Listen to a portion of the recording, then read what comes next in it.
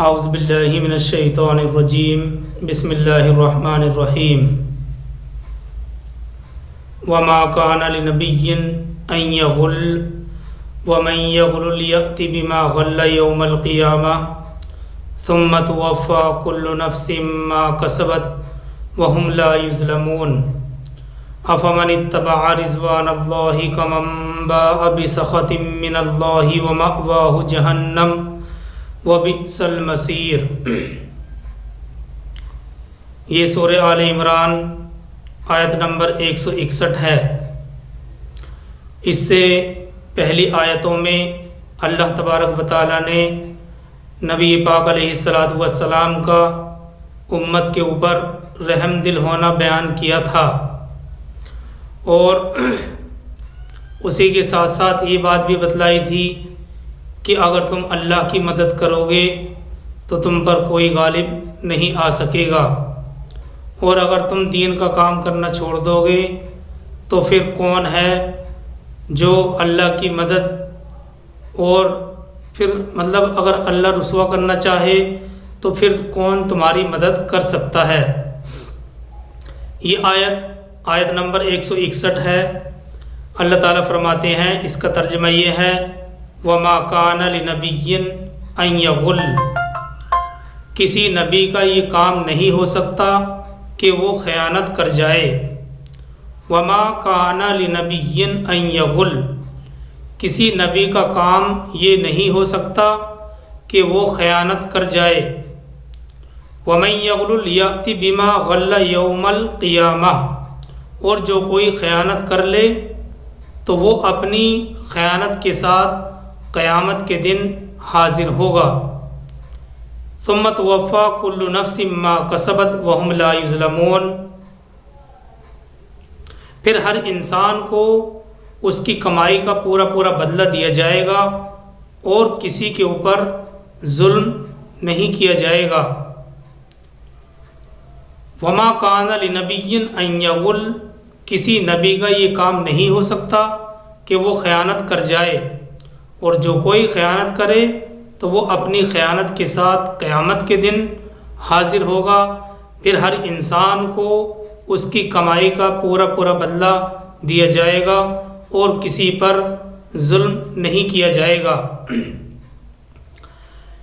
آیت نمبر 161 کا ایک مطلب تو مفسرین نے یہ بیان کیا ہے کہ جن تیر اندازوں کو نبی صلی اللہ علیہ وسلم نے پیچھے کی جانب بٹھایا تھا غزوہ احد میں، انہوں نے جب دیکھا کہ مال غنیمت لوٹا جا رہا ہے تو ان کو فکر ہوئی کہ ساری غنیمت انہی کو نہ مل جائے جو اسے لوٹ رہے ہیں،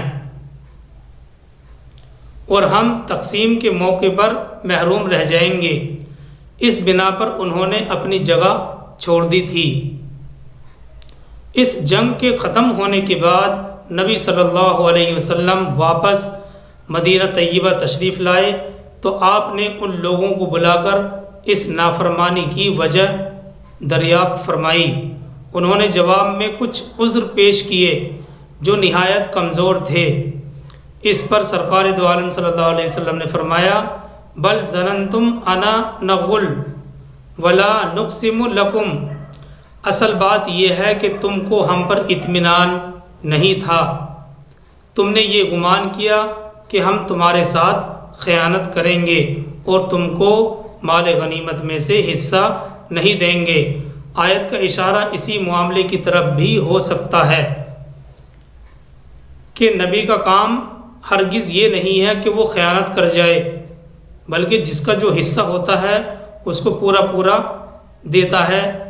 نبی کے بارے میں ذرہ برابر بھی خیانت کا شائبہ نہیں ہو سکتا۔ اب دیکھیے، اس واقعے کے پیش نظر اس آیت کریمہ کا مطلب یہ ہوگا کہ جب تمہاری فوج کا کمانڈر خود اللہ کا نبی تھا اور سارے معاملات اس کے ہی ہاتھ میں تھے، تو تمہارے دل میں یہ اندیشہ کیسے پیدا ہو گیا کہ نبی کے ہاتھ میں تمہاری دولت محفوظ نہیں ہوگی؟ کیا اللہ کے پیغمبر سے تم یہ امید رکھتے ہو کہ جو اس کی نگرانی میں ہو وہ دیانت، امانت اور انصاف کے علاوہ کسی اور طریقے سے بھی تقسیم کر سکتا ہے؟ ایسا ہرگز نہیں ہو سکتا۔ تو اس ایک مطلب تو یہ بیان کیا گیا ہے۔ اس واقعے کے پیش نظر آیت کریمہ کا مطلب یہ بیان کیا جائے گا کہ جب تمہاری فوج کا کمانڈر خود اللہ کا نبی تھا اور سارے معاملات اس کے ہاتھ میں تھے، تو تمہارے دل میں یہ اندیشہ کیسے پیدا ہوا کہ نبی کے ہاتھ میں تمہاری دولت محفوظ نہیں ہوگی؟ کیا اللہ کے پیغمبر سے تم یہ امید رکھتے ہو کہ جو مال اس کی نگرانی میں ہو وہ دیانت، امانت اور انصاف کے علاوہ کسی اور طریقے سے تقسیم کر سکتا ہے؟ ایسا نہیں ہو سکتا۔ تو ایک مطلب تو آیت کریمہ کا یہ بیان کیا گیا ہے کہ یہ مطلب یہ ہے کہ یہ غزوہ احد سے متعلق ہے۔ دوسرا مطلب اس آیت سے یہ بھی پتہ چلتا ہے کہ مال غنیمت میں چوری بدترین گناہ ہے، اور یہ چوری یعنی مال غنیمت میں چوری یہ عام چوری کی طرح نہیں ہے، اور کسی نبی سے ایسے گناہ کے ہو جانے کا کوئی احتمال ہی نہیں ہو سکتا۔ اس آیت کریمہ سے یہ پتہ چلتا ہے کہ مال غنیمت میں چوری بدترین گناہ ہے، اور کسی نبی سے ایسا ہو جانا اس کا تو کوئی احتمال ہی پیدا نہیں ہوتا ہے۔ جب ہم معارف القرآن کھولتے ہیں اس آیت سے تحت، تو معارف القرآن میں یہ بات نقل کی گئی ہے کہ اس آیت کی تفسیر یہ ہے وَمَا كَانَ لِنَبِيٍّ أَن يَغُلَّ وَمَن يَغْلُلْ يَأْتِ بِمَا غَلَّ يَوْمَ الْقِيَامَةِ، کہ کسی نبی کا کام یہ نہیں ہو سکتا کہ وہ خیانت کر جائے، اور جو کوئی خیانت کرے تو وہ اپنی خیانت کے ساتھ قیامت کے دن حاضر ہوگا، پھر ہر انسان کو اس کی کمائی کا پورا بدلہ مل جائے گا، اور کسی کے اوپر ظلم نہیں کیا جائے گا۔ معارف القرآن میں ہے کہ یہ آیت ایک خاص واقعے سے متعلق نازل ہوئی ہے، اور اس کے ضمن میں غلول یعنی مال غنیمت کی چوری کا بھی مسئلہ آ گیا ہے۔ ترمذی کی روایت کے مطابق، ترمذی کی حدیث کے مطابق واقعہ یہ ہے کہ غزوہ بدر میں مال غنیمت میں سے ایک چادر چوری ہو گئی تھی۔ بعض لوگوں نے کہا کہ شاید رسول اللہ صلی اللہ علیہ وسلم نے لے لی ہو۔ یہ کہنے والوں نے یہ سمجھا ہوگا کہ رسول اللہ صلی اللہ علیہ وسلم کو اس طرح کا اختیار ہوگا۔ اس واقعے کے اوپر یہ آیت نازل ہوئی جس میں غلول کا گناہ عظیم ہونا اور قیامت کے دن اس کی سخت سزا کا ذکر ہے، اور یہ کہ کسی نبی کے متعلق یہ گمان کرنا کہ اس سے یہ گناہ ہو سکتا ہے نہایت بیہودہ خیال ہے۔ نبی کی ذات ایسی نہیں ہو سکتی، کیونکہ انبیاء علیہ السلام ہر گناہ سے معصوم اور پاک ہوتے ہیں۔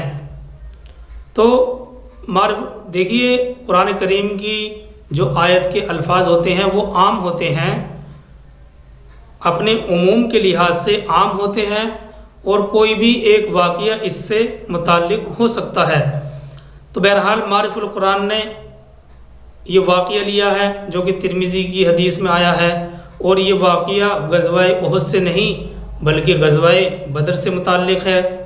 تو بہرحال اس سے صرف یہ پتہ چلتا ہے کہ مال غنیمت میں چوری ایک بدترین گناہ ہے، اور قیامت کے دن اس کی سخت سزا کا ذکر ہے، اور یہ بات کہ کسی نبی کے متعلق یہ گمان کرنا کہ اس سے یہ گناہ ہو سکتا ہے یہ ایک بیہودہ خیال ہے۔ ایسا خیال نہیں لانا چاہیے، کیونکہ انبیاء علیہ السلام ہر گناہ سے معصوم اور پاک ہوتے ہیں۔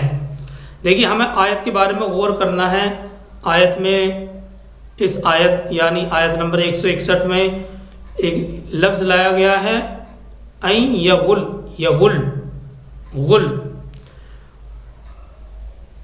غل کا لفظ استعمال ہوتا ہے جس کا استعمال خیانت کے لیے ہوتا ہے، اور خاص کر مال غنیمت کی چوری کے لیے کیا جاتا ہے۔ خیانت کے لیے بھی ہوتا ہے، لیکن جو اصل معنی ہے اس کے مال غنیمت میں خیانت، مال غنیمت میں چوری کرنا۔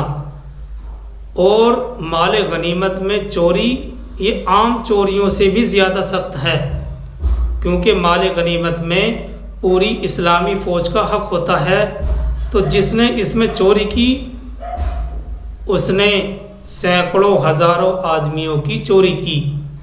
اگر کسی وقت اس کو اپنی اس غلطی کا احساس بھی ہو تو اس کی تلافی بہت مشکل ہے۔ مان لیا جائے اگر کسی نے مال غنیمت میں چوری کر لی، اب اس کو غلطی کا احساس ہو گیا، تو اس غلطی کا احساس، اس کی تلافی بہت مشکل ہے، کیونکہ سب کو اس کا حق پہنچانا یا معاف کرانا یہ بڑا مشکل ہے، برخلاف دوسری چوری کے۔ یعنی ایک چوری اس مال کی ہوتی ہے جس کا مالک، جس مال کا مالک متعین ہوتا ہے، اور کسی وقت اللہ نے اس کو توبہ کی توفیق دے دی تو اس کا حق ادا کر دے یا معاف کرا لے تو بری ہو سکتا ہے۔ لیکن یہ جو چوری ہے، یہ چوری، اس چوری کی تلافی بہت مشکل ہے۔ وجہ یہ ہے کہ یہی وجہ ہے کہ ایک غزوے کے اندر ایک شخص نے اون کا کچھ حصہ چھپا کر اپنے پاس رکھ لیا تھا۔ نبی صلی اللہ علیہ وسلم کے زمانے میں مال غنیمت میں سے ایک شخص نے اون کا کچھ حصہ چھپا کر اپنے پاس رکھ لیا تھا۔ مال غنیمت تقسیم ہونے کے بعد اس کو خیال آیا اور اپنی غلطی کا احساس ہوا، فوراً وہ نبی صلی اللہ علیہ وسلم کی خدمت میں اس اون کے ٹکڑے کو لے کر حاضر ہوا۔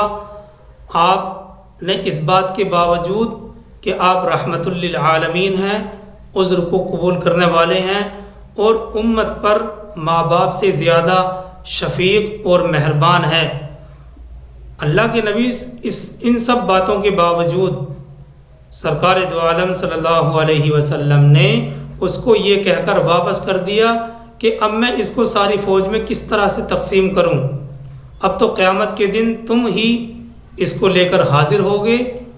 اس لیے غلول کی سزا عام چوریوں سے زیادہ سخت ہے۔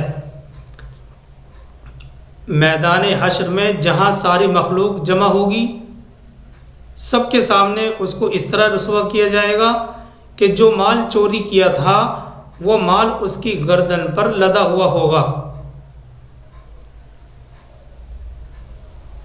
تو نبی صلی اللہ علیہ وسلم نے اس بات کے باوجود کہ آپ رحمت للعالمین ہیں اور امت پر ماں باپ سے زیادہ شفیق اور مہربان ہیں، اس شخص کو یہ کہہ کر واپس کر دیا تھا کہ میں اب سارے لوگوں میں اس کو کس طرح تقسیم کروں، اب تو قیامت کے دن تم ہی اس کو لے کر حاضر ہوگے۔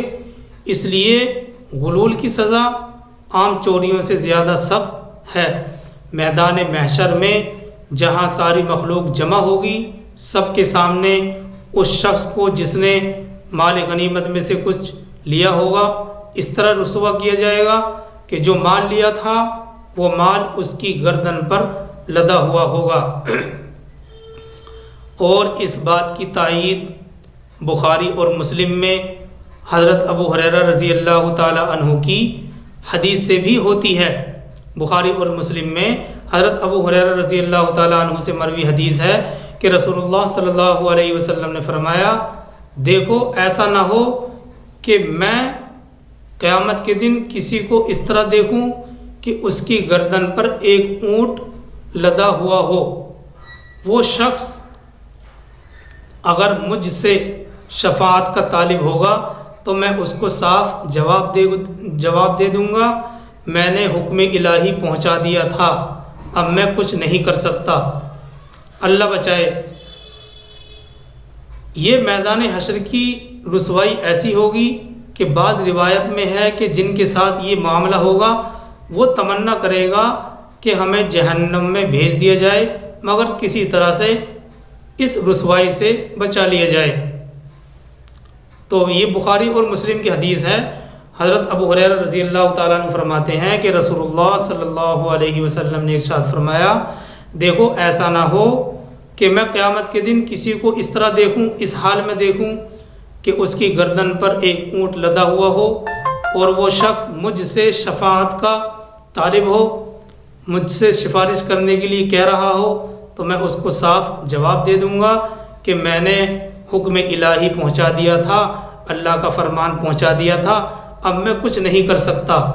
تو یہ میدان حشر کی رسوائی ایسی ہوگی کہ بعض روایت میں ہے کہ جن کے ساتھ یہ معاملہ پیش آئے گا وہ تمنا کرے گا کہ ہمیں چاہے جہنم میں بھیج دیا جائے مگر اس طرح کی رسوائی سے بچا لیا جائے۔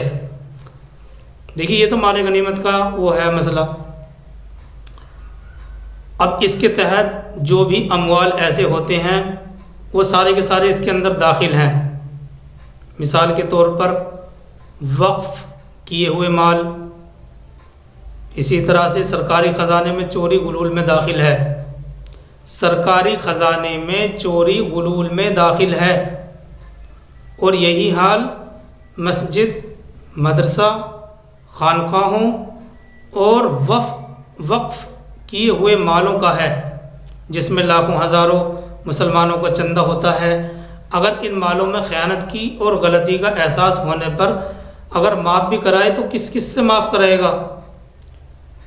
اسی طرح حکومت کے سرکاری خزانے کا بھی حکم یہی ہے، کیونکہ اس میں پورے ملک کے باشندوں کا بھی حق ہے۔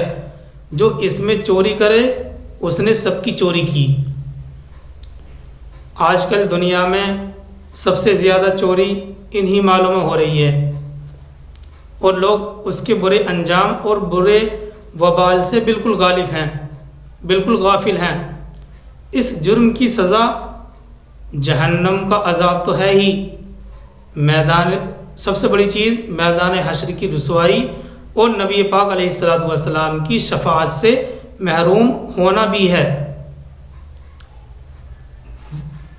اسی طرح سے وقف کیے ہوئے مال سرکاری خزانے میں چوری غلول میں داخل ہے، اور یہی حال مسجد، مدرسہ، خانقاہوں اور وقف کیے ہوئے مالوں کا ہے، جس میں لاکھوں ہزاروں مسلمانوں کا چندہ ہوتا ہے۔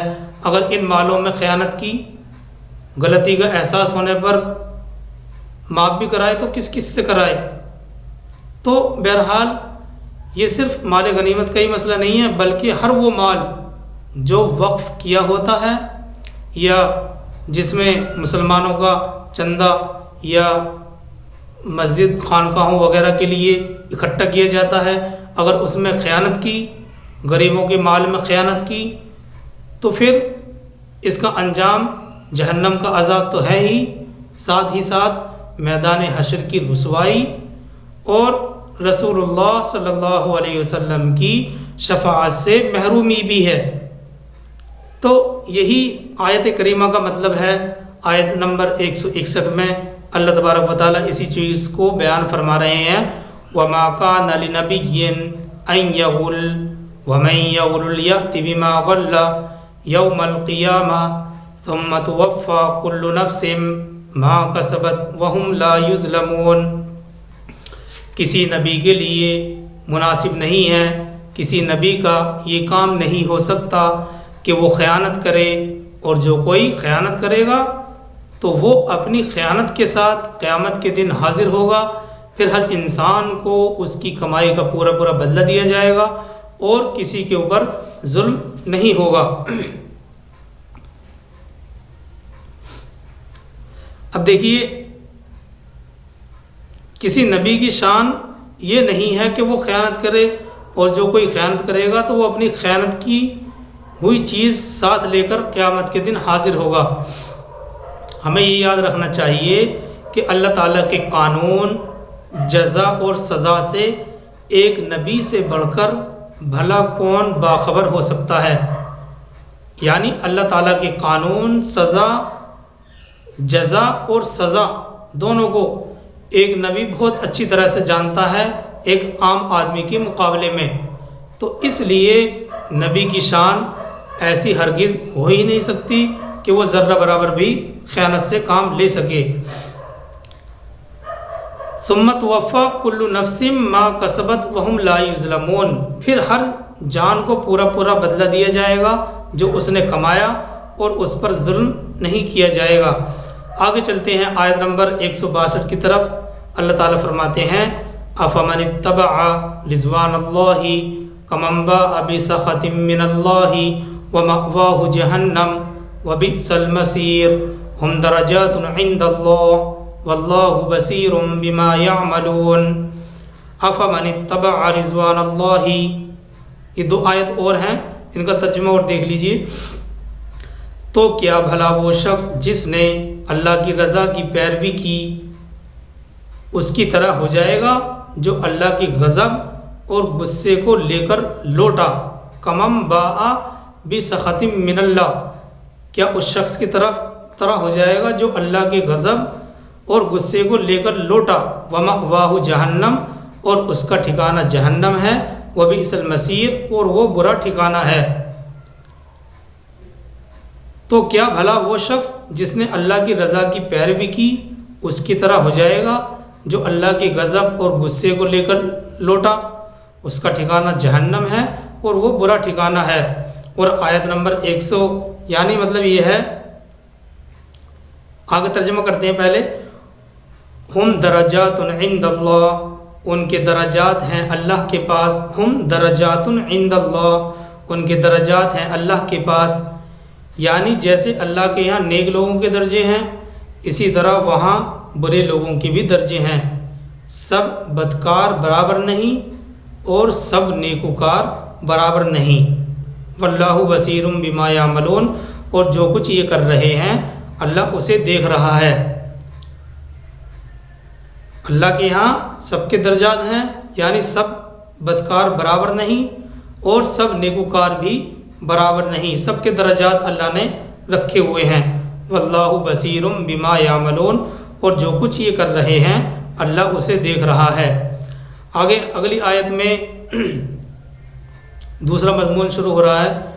अल्लाह ताला हम सबको अमल की तौफीक अता फरमाए। सुब्हानल्लाहि व बिहम्दिही, सुब्हानकल्लाहुम्मा व बिहम्दिका, व नशहदु अल्ला इलाहा इल्ला अंता व नस्तगफिरुका व नतूबु इलैक।